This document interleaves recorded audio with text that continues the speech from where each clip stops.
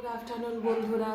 কালকে তোমাদের সাথে আর কোনো ভিডিও দেওয়া হয়নি, তার কারণ তোমাদের সাথে কিছু শেয়ার করতে চাই।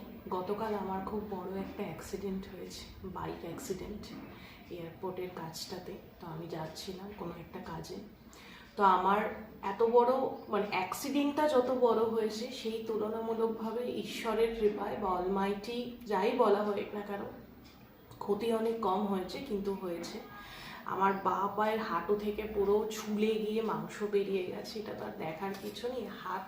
হাতের এই যে মাসেলটা রয়েছে, আমার এই হাতের মাসেলেও খুব লেগেছে। তা আমি খুব ফ্র্যাকচার্ড অবস্থায়, খুব অসুস্থ আর কি। তো সেরকমভাবে কোনো কাজ করতে পারছি না, কিন্তু তাও কষ্ট করে খেতে তো হবে।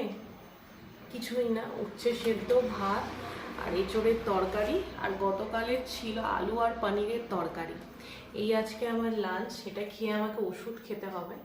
আমি পড়েছি এইভাবে, আমার গায়ের উপর পুরো বাইক পড়া। তো যাই হোক, আমি এখন আপাতত ভালো আছি।